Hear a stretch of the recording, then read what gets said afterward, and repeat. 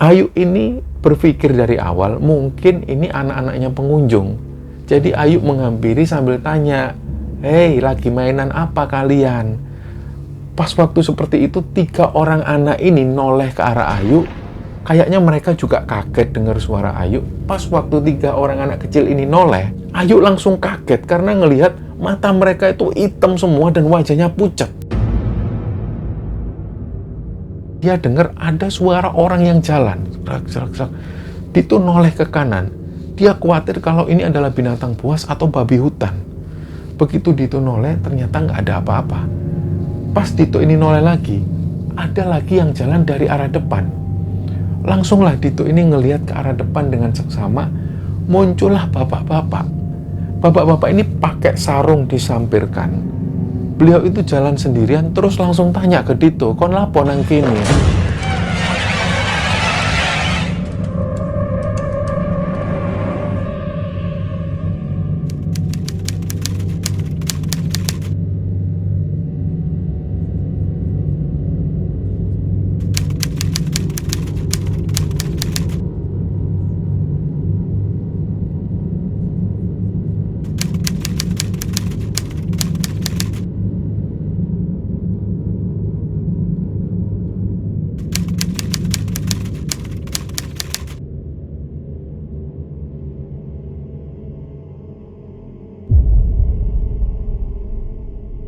Bismillahirrahmanirrahim. Assalamualaikum warahmatullahi wabarakatuh. Sobat Kembara Sunyi dimanapun berada. Pada kesempatan kali ini, kami akan menceritakan sebuah cerita yang dibagikan oleh Sobat Kembara yang bernama Dito. Sebelum kita masuk ke ceritanya, untuk teman-teman yang nonton tayangan ini dan belum subscribe, jangan lupa untuk subscribe lebih dulu agar channel Kembara Sunyi ini lebih berkembang lagi dan kami lebih bersemangat lagi dalam membuat konten-konten terbaru di Kembara Sunyi. Dan untuk teman-teman yang telah mendukung kami sejauh ini, kami mengucapkan terima kasih banyak.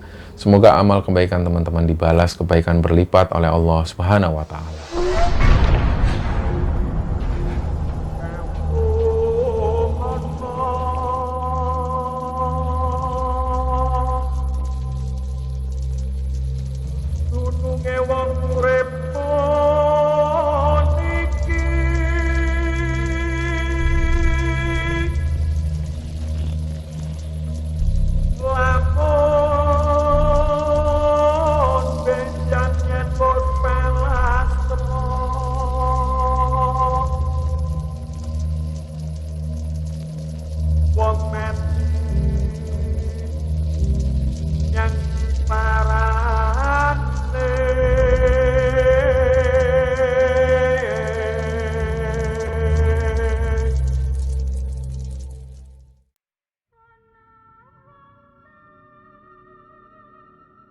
Di episode kali ini teman-teman, kami akan menceritakan sebuah cerita yang dibagikan oleh Sobat Kembara yang bernama Dito.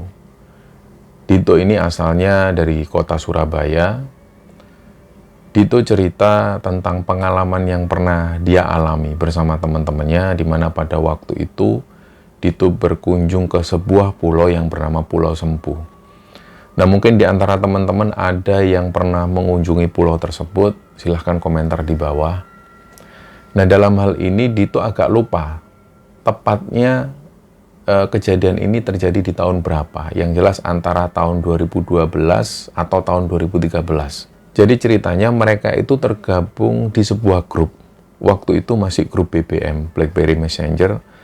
Nah, mereka tergabung di grup itu dan mereka sering membahas soal traveling, soal mendaki gunung, dan lain sebagainya. Dan umumnya yang ada di grup ini orangnya orang-orang campuran. Ada yang teman-teman kuliah, ada juga yang teman nongkrong. Beberapa di antaranya itu mereka berdomisili di Jombang. Jadi pas waktu mereka ngobrol di grup, ada yang usul. Jadi mereka ini mengusulkan supaya liburan kali itu diadakan di Pulau Sempu. Sebelum-sebelumnya mereka nggak pernah camping di pinggiran pantai ataupun di sebuah pulau. Umumnya mereka ini mendaki gunung. Nah, ketika ada usulan seperti ini, di antara mereka itu sama sekali nggak ada yang pernah ke sana. Jadi mereka cuma dengar-dengar dari internet, dengar-dengar dari teman yang cerita. Akhirnya mulailah mereka cari tahu, dan mereka ini ada yang menghubungi salah satu temannya yang ada di Malang untuk mencarikan transportasi. Nah, setelah semua beres, mereka semua mempersiapkan perlengkapan, berangkatlah mereka, dan mereka ini berjanji untuk ketemu di stasiun Kota Lama di Malang. Mereka janji ketemu di hari Rabu jam 9 malam, karena waktu itu menyesuaikan jadwal kereta api dari Surabaya. Jadi 5 orang termasuk Dito ini berangkat dari kota Surabaya naik kereta api menuju ke Malang, dan 6 orang lainnya berangkat dari kota Jombang langsung menuju ke Malang, sedangkan 2 orang ini adalah pasangan. Jadi mereka pacaran waktu itu, namanya Rido dan Ayu. Rido dan Ayu ini rumahnya ada di daerah Batu, jadi mereka akan menyusul naik motor langsung menuju ke stasiun Malang.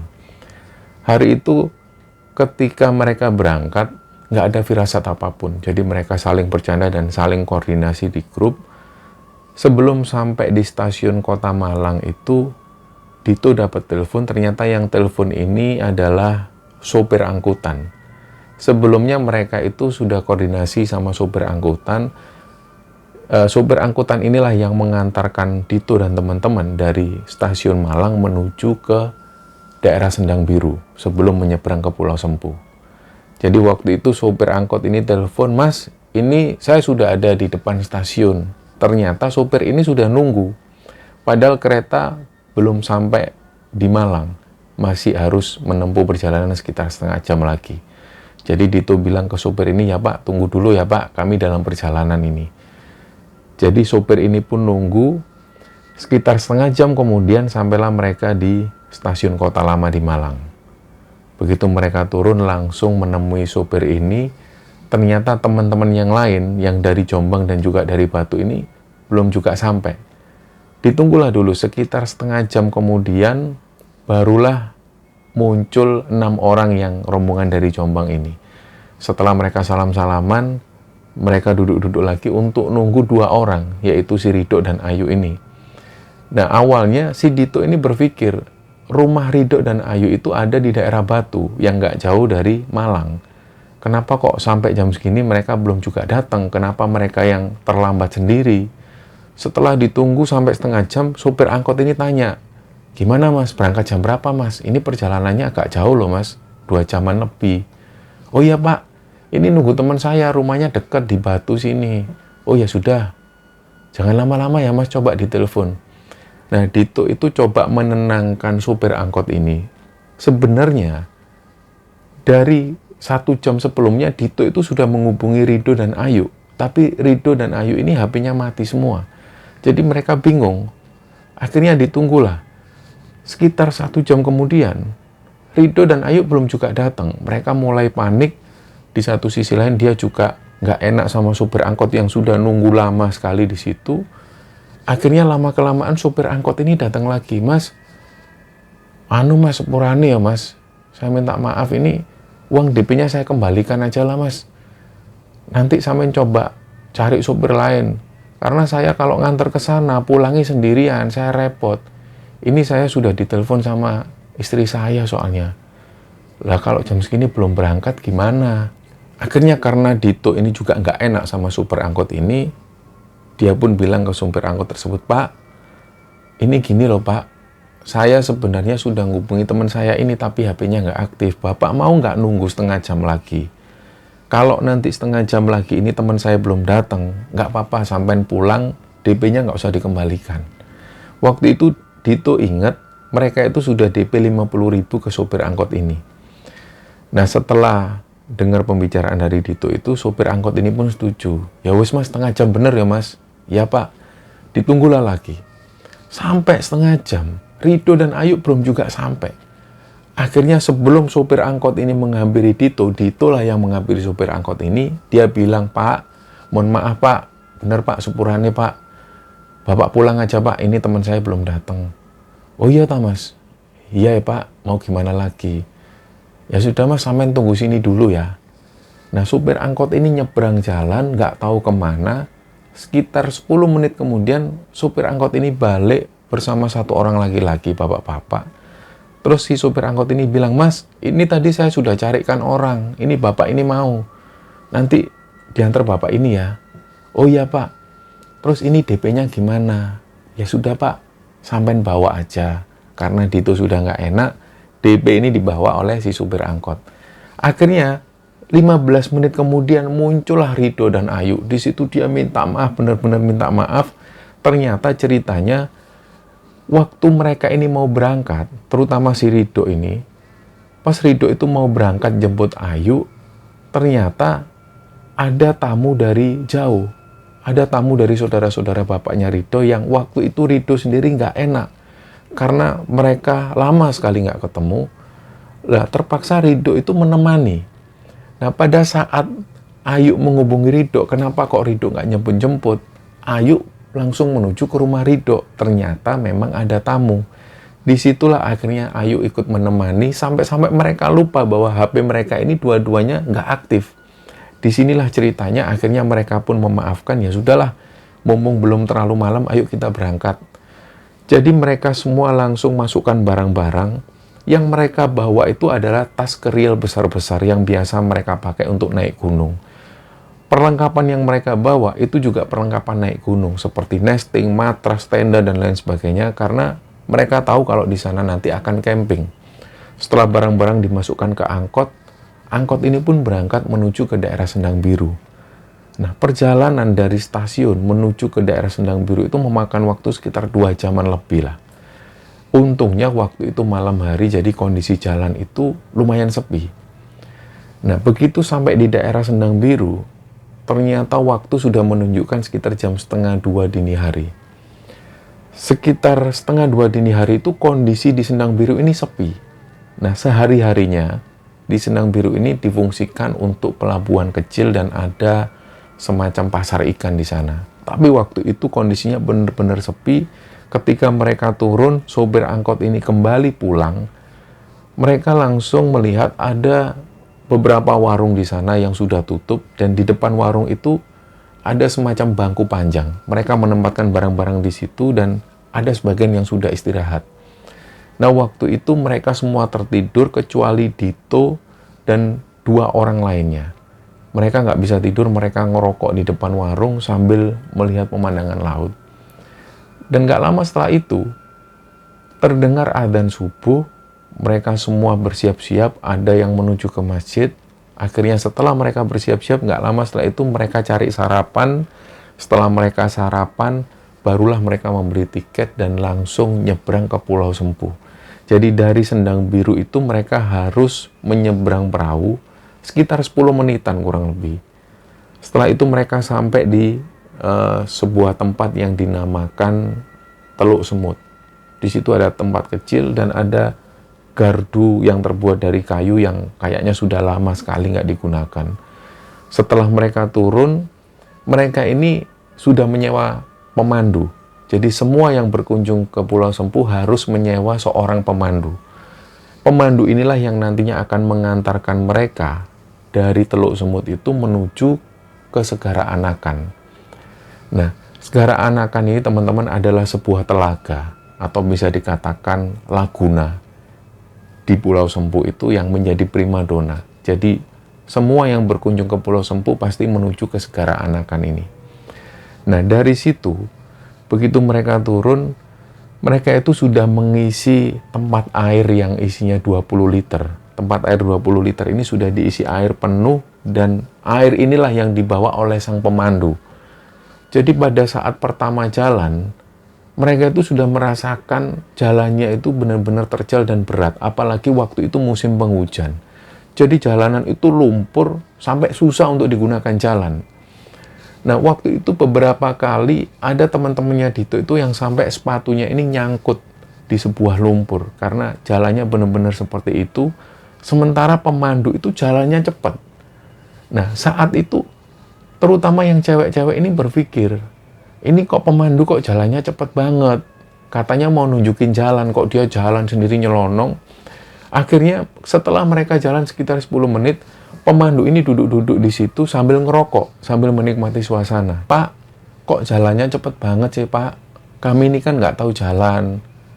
Loh iya mbak, saya ini kan bawa air 20 liter. Kalau nggak jalan cepet ya, nanti saya malah berat mbak. Yang penting kalau nanti ketinggalan saya, sampai ini ngikuti jalan setapak aja, itu kan ada bekas-bekas jalan setapak. Ngikuti aja nanti sampai. Jadi pada saat melewati hutan-hutan ini, yang ada di pikiran mereka di awal itu, jalannya akan cepat. Ternyata jalan ini ditempuh sekitar 2 jam lebih dan harus melalui medan-medan yang berat. Meskipun mereka semua ini sering mendaki gunung, tapi pas waktu melewati hutan-hutan yang ada di Sempu itu, mereka benar-benar ngos-ngosan. Jadi mereka dihajar betul dengan medan yang pada saat itu mereka lihat. Apalagi jalanan ini banyak yang berlumpur dan juga berbatu. Dan seringkali mereka berhenti untuk istirahat. Jadi di awal-awal pemandu ini masih sering kelihatan. Dan 1 jam perjalanan lebih pemandu ini sudah nggak kelihatan lagi. Dan di antara mereka itu sudah berpencar dengan sendirinya. Dan kondisi waktu itu karena hari aktif, mereka sampai di Pulau Sempu itu hari Kamis, jadi kondisinya masih hari aktif. Di Pulau Sempu itu sepi. Singkat cerita, sampailah mereka di Segara Anakan, dan begitu mereka semua melihat Segara Anakan, ternyata dari situ mereka takjub. Suasananya begitu indah, langsung mereka ini menyeburkan diri ke pantai. Ada yang berenang dan beberapa di antara ada yang membangun tenda. Setelah tenda ini rapi, sang pemandu ini pun pamit. Sebelum sang pemandu ini pamit, sang pemandu ini sempat pesan ke Dito dan teman-teman, Mas, Mbak, minta tolong dijaga ya, sopan santunnya dijaga. Terus nanti sampah itu jangan dibuang sembarangan. Kalau mau buang air kecil atau buang air besar, ya sampean tahu sendirilah, kan sampean ini pendaki gunung. Oh ya Pak, beres Pak. Setelah itu sang pemandu ini pun pamit pulang. Jadi di Segara Anakan ini tinggallah mereka ber-13. 3 tenda dipasang di situ, nggak ada pengunjung lain selain mereka. Akhirnya di situ mereka ini seperti merasa ada di pulau pribadi. Mereka berlari-larian di pantai itu dan ada juga yang berenang di situ. Sampai kemudian di sekitaran jam 1 siang, mereka mulai masak-masak untuk makan. Setelah mereka makan-makan, mereka santai-santai lagi. Nah, menjelang waktu maghrib, mereka mulai masak-masak lagi, dan waktu itu Dito ini sempat tanya ke teman-temannya, loh, Rido sama Ayu mana? Loh iya, Rido sama Ayu mana? Ternyata pas waktu mereka main-main ini, sampai pas waktu mereka mau masak, mereka itu nggak memperhatikan Rido dan Ayu. Nggak tahu kemana mereka. Akhirnya dari situ ada yang ngomong, tadi kayaknya jalan ke arah hutan, nggak tahu mungkin mau jalan-jalan. Oh ya sudahlah. Takutnya kemalaman, mereka kan nggak bawa senter. Hari sudah mulai gelap, sedangkan Rido dan Ayu ini belum juga datang. Dari situ mereka sudah mulai panik. Ternyata pas waktu mereka panik, muncullah Rido dan Ayu, dan pada saat itu, Ayu ini sudah terlihat wajahnya itu seperti habis nangis. Beberapa teman-teman itu ada yang saling ngomongin Ayu. Kayaknya Ayu itu bertengkar itu sama Rido. Mungkin Ayu itu dimarahi atau apa gitu. Mereka sempat berpikir seperti itu. Ternyata pas waktu Ayu ini duduk, Rido duduk, disinilah mereka cerita. Jadi sekitar jam 4 atau setengah 5 sore, setelah Ayu dan Rido ini main-main di pinggiran pantai, mereka sempat naik-naik ke karang. Setelah itu mereka melihat ada satu tempat yang bagus. Dari situlah mereka menuruni tebing dan langsung menuju ke tempat itu. Pas waktu mereka jalan-jalan, mereka berdua jalan-jalan itu melewati hutan-hutan, ada jalan setapak, mereka ikuti. Nah, yang ada di pikiran mereka mungkin ada tempat-tempat lain atau ada pantai lain selain di sini. Yang ada di pikiran mereka seperti itu. Pas waktu mereka melewati jalan ini, ternyata mereka nggak menemukan apa-apa kecuali jalan buntu. Dari situ baliklah Rido dan Ayu ini balik ke jalan yang tadi. Ternyata pas waktu dia cari jalan, mereka nggak menemukan jalan yang mereka lewati tadi. Akhirnya dari situ Rido ngajak Ayu untuk jalan menerobos semak-semak. Jadi waktu itu terlihat kalau ada bekas seperti luka dan juga di bagian kaki juga banyak sekali luka. Ternyata mereka menerobos semak-semak belukar. Nah pas waktu Rido dan Ayu menerobos semak belukar ini, mereka akhirnya menemukan jalan setapak. Disitulah mereka melanjutkan jalan dan mereka yakin kalau jalan ini menuju ke tenda mereka. Nah, setelah mereka jalan, hari sudah mulai gelap. Disitulah Ayu jalan lebih dulu. Karena Ayu sudah khawatir, dia jalan lebih dulu, sedangkan Ridho ada di belakang Ayu sekitar 10 meteran. Nah, pada saat itu tiba-tiba Ridho ini ngelihat Ayu itu terjatuh. Dan Ridho ini menghampiri, loh, "Yuk, kamu kenapa kok nangis?" Nah, Ayu nggak bisa cerita lagi, langsunglah Ayu ini minta kembali ke tenda. Ridho sendiri nggak tahu ini jalan yang benar yang mana. Nah, karena Ayu baru ngelihat sesuatu di situ, Ridho nggak mau ambil jalan yang ada di situ. Jadi dia ambil jalan yang lain lagi, ditariklah tangan Ayu ini, dan untungnya pas waktu mereka melewati jalan lain ini, dari situ mereka bisa melihat tenda. Nah, ketika mereka bisa melihat tenda, langsung mereka ini agak lega. Nggak jauh dari situ mereka duduk-duduk lebih dulu sebelum sampai ke tenda. Ayu ini langsung duduk, ngajak Ridho duduk. Disinilah Ayu cerita. Ternyata pas waktu Ayu ini jalan sendirian, dia itu dengar ada anak-anak yang lagi ketawa-ketawa, kayak lagi main.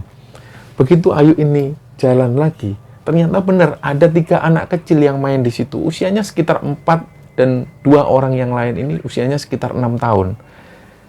Ayu ini berpikir dari awal mungkin ini anak-anaknya pengunjung. Jadi Ayu menghampiri sambil tanya, "Hei, lagi mainan apa kalian?" Pas waktu seperti itu, 3 orang anak ini noleh ke arah Ayu. Kayaknya mereka juga kaget dengar suara Ayu. Pas waktu 3 orang anak kecil ini noleh, Ayu langsung kaget karena ngelihat mata mereka itu hitam semua dan wajahnya pucat. Jadi Ayu itu kaget sampai jatuh. Disitulah Ridho langsung menghampiri Ayu. Dan seketika itu juga, 3 orang anak kecil ini menghilang. Nah, setelah semua ini mendengar cerita dari Ridho dan Ayu, mereka semua itu agak ketakutan. Karena awalnya mereka ini senang-senang, nggak ada kejadian ganjil apapun. Setelah mendengar cerita dari Ridho dan Ayu, mereka akhirnya jadi was-was. Apalagi di situ hanya ada 13 orang ini, nggak ada pengunjung yang lain. Nah, malam itu, mereka mendengar suara ombak yang menerjang tebing ini keras dan kencang sekali. Cedwang, jebang. Apalagi ini adalah Laut Selatan yang langsung menuju ke Samudra Indonesia. Malam itu mereka nggak bisa tidur. Sering banget mereka itu dengar di bagian belakang tenda mereka itu ada seperti orang yang jalan. Tapi begitu ada salah satu dari mereka ini yang keluar, coba menyalakan senternya, dipastikan lagi bahwa ternyata nggak ada apa-apa. Nah, mereka masuk tenda lagi. Gak lama setelah itu, tenda mereka ini ada yang melempari. Dak, dak. Karena mereka nggak nyaman, mereka akhirnya keluar.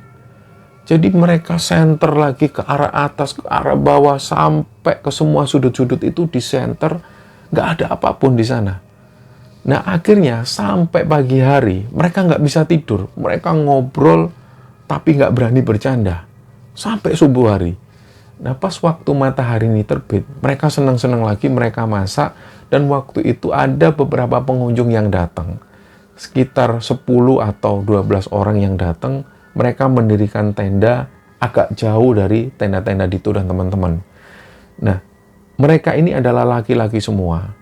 Mereka mendirikan tenda persis di bawah tebing. Di pagi hari itulah mereka main-main di pantai lagi.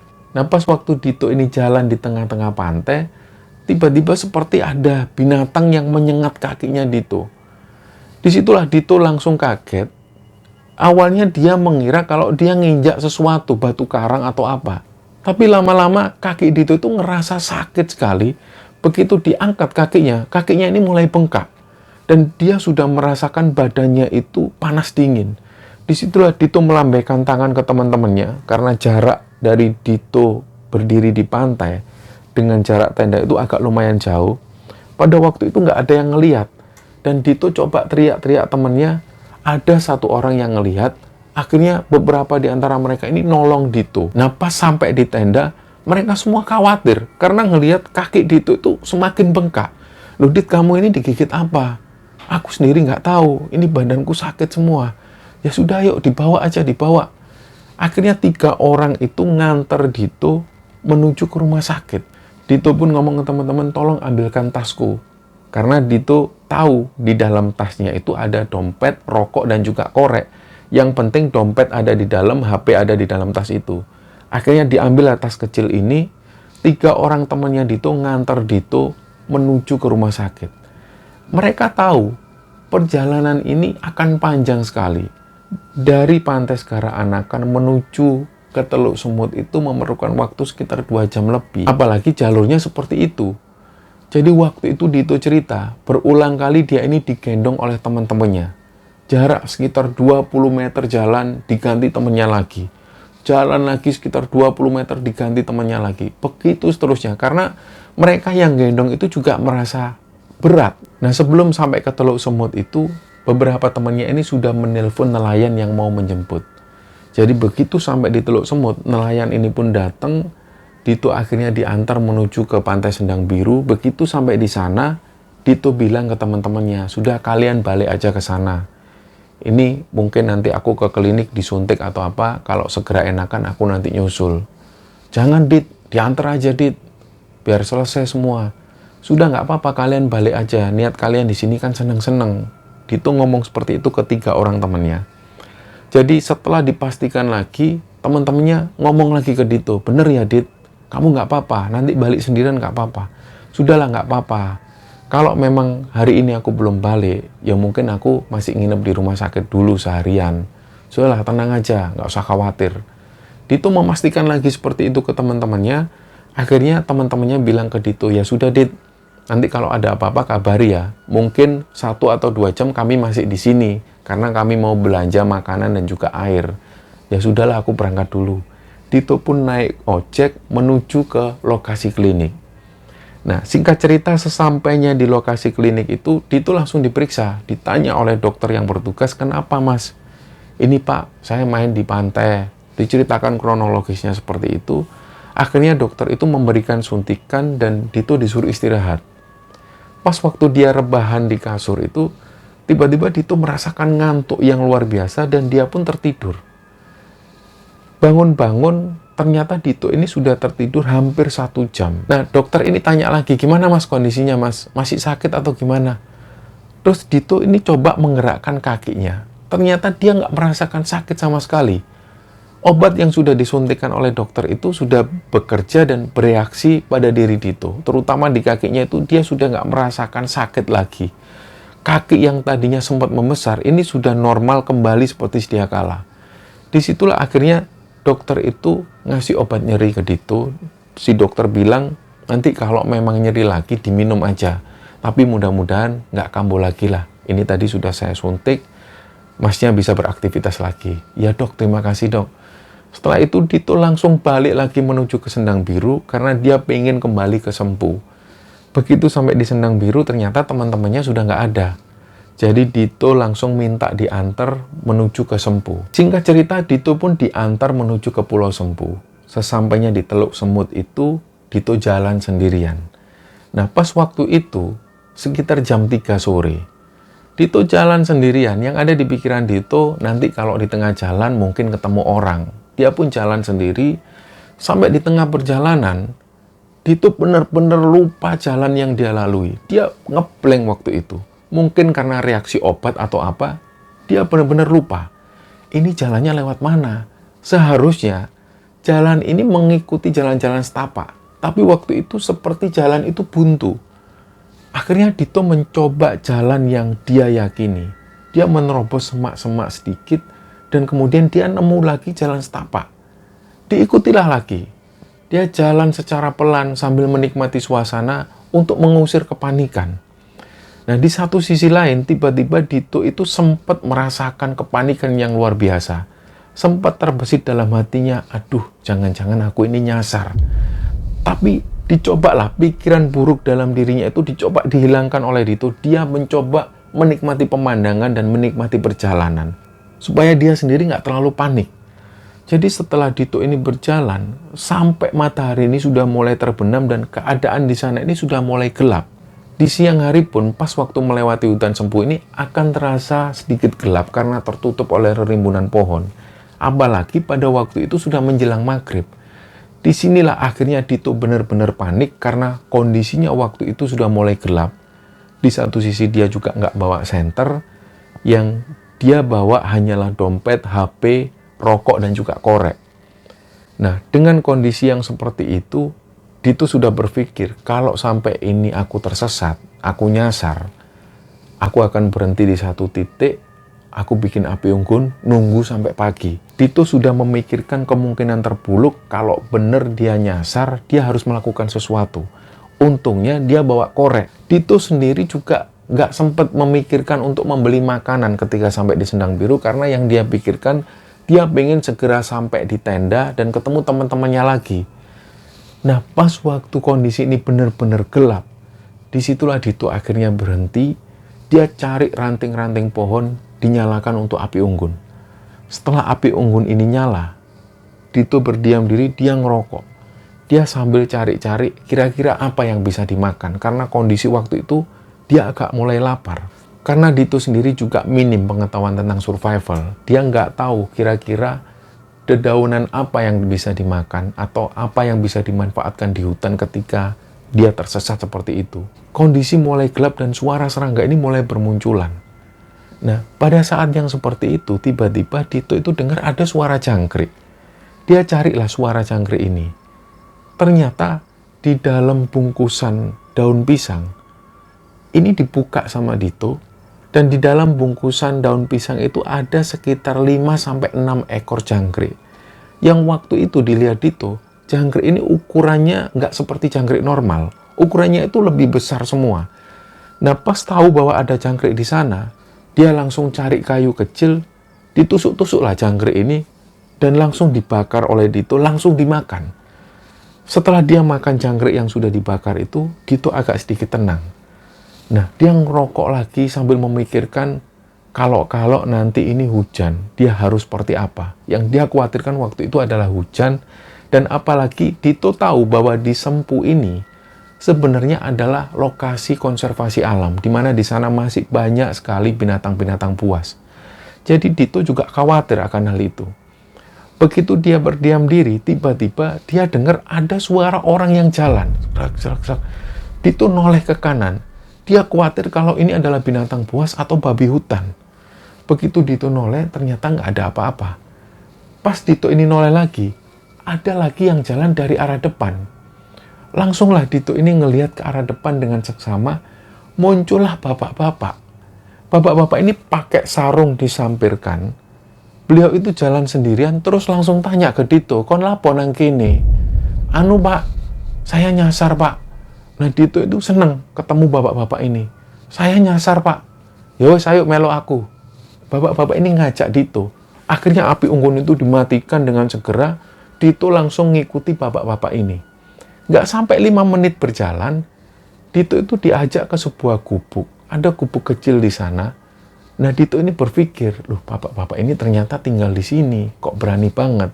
Sebelum bapak ini masuk ke rumah, bapak ini sempat ngomong, "Bu, iki loh bocah." Jadi seolah-olah mau menunjukkan ke istrinya bahwa ini anaknya. Nah, Dito pun masuk, ibu-ibu itu keluar. Ibu-ibu usianya sekitar 50 tahunan. Beliau keluar langsung, "Oh, iki ta bocah. Ayo melbu kene le, melbu." Masuklah Dito. Nah, Dito sendiri ini nggak punya pikiran negatif sedikit pun. Dia selalu berpikir positif bahwa ini memang benar-benar satu keluarga yang tinggal di Pulau Sempu. Begitu Dito duduk, dia duduk di atas tikar. Rumah ini sangat sederhana, lantainya terbuat dari tanah. Nggak ada sesuatu yang istimewa di sana. Setelah itu, sang ibu itu keluar. Sementara bapak-bapak ini nggak tahu kemana. Beliau masuk ke dalam dan nggak keluar lagi. Nah, si ibu-ibu ini ngomong bahasa Jawa ke Dito yang kira-kira artinya beliau ini bilang, "Nak, lain kali kalau kamu berkunjung ke sini, nggak usah ngambil apapun.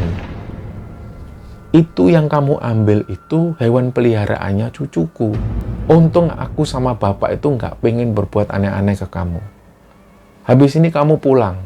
Pas waktu si ibu ini ngomong seperti itu, Dito nggak paham sebenarnya apa yang sudah dilakukan. Terus kenapa kok dia sampai dibawa ke sana? Dito ngomong lagi ke ibu-ibu ini, "Loh Bu, kula mboten semerap dalane. Saya nggak tahu jalannya, saya ini nyasar. Ya wis kono diterno bapak." Nggak lama setelah itu sang bapak ini keluar, langsung ngomong ke Dito, "Ayo, tutno aku." ayo ikuti aku. Dito ngikuti dari belakang, nggak sampai 5 menit dia jalan, akhirnya dia keluar di sebuah jalan setapak. Kondisinya waktu itu seperti menjelang maghrib. Yang waktu itu Dito merasa, kok cepet banget waktu ini, kok sudah tiba-tiba menjelang maghrib. Padahal pada saat Dito itu tersesat, itu kejadiannya malam hari. Dan pas waktu dia diajak ke rumah bapak-bapak ini, kondisinya juga masih malam hari. Tapi pas ketika Dito ini diajak keluar dari rumah itu, tiba-tiba dia melihat suasana di sana itu sudah menjelang maghrib, sore hari.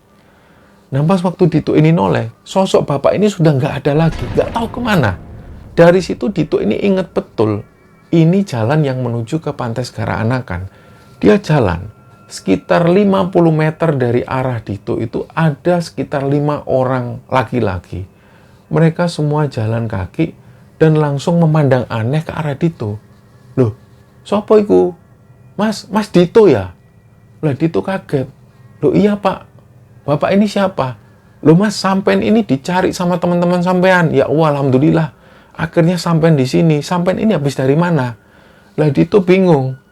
Saya kemarin tersesat pak. Tersesat di mana? Terus kok bisa sampai nemu jalan ini? Oh iya pak, saya tadi diantar bapak-bapak. Lah 5 orang yang ada di sana itu juga keheranan. Ya wes, sekarang ayo langsung menuju ke Sendang Biru. Teman-teman sampean sudah nunggu mas. Langsunglah Dito dibawa ke sana. Di situ sudah banyak sekali orang. Dito ini nggak tahu sebenarnya bahwa ternyata hari itu adalah hari Minggu. Begitu sampai di sana, terutama yang teman-teman cewek itu semua nangis meluk Dito. Mereka khawatir tentang Dito. Dito sendiri juga heran.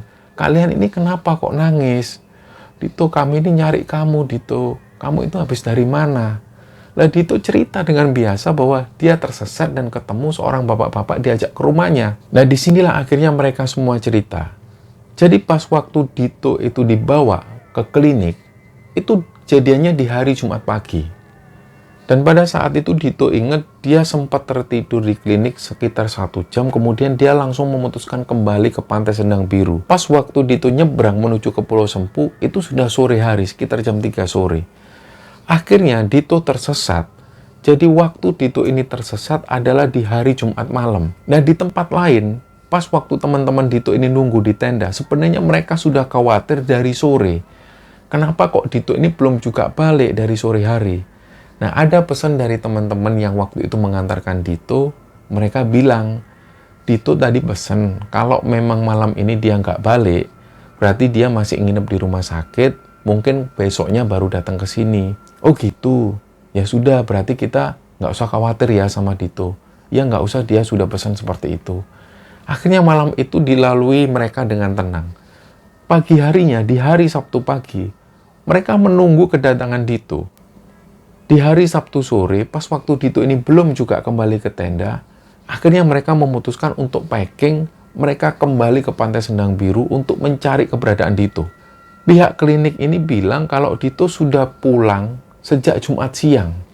Nah dari situlah mereka sudah mulai khawatir. Akhirnya di hari Minggu pagi mereka akhirnya lapor bahwa temannya yang bernama Dito ini hilang. Dari situlah mulai dilakukan pencarian sampai sore harinya menjelang maghrib barulah tim pencari ini menemukan keberadaannya Dito. Setelah mendengar cerita dari teman-temannya ini, Dito juga agak heran. Karena yang dirasakan Dito itu nggak sampai berjam-jam dia ada di rumah sosok bapak-bapak dan ibu-ibu misterius ini. Mereka sebenarnya juga heran dengan kejadian yang dialami Dito ini. Terdengar nggak masuk akal, tapi Dito sendiri menceritakan dengan detail kejadiannya memang seperti itu. Setelah kejadian itu mereka masih koordinasi di grup. Mereka masih bercanda-canda, masih ngobrol. Sampai kemudian sekitar 2 bulan setelah itu, mereka ini merencanakan sesuatu. Mereka ingin nongkrong, ingin ketemuan lagi, dan akhirnya tempat yang disepakati adalah sebuah tempat di daerah Jombang.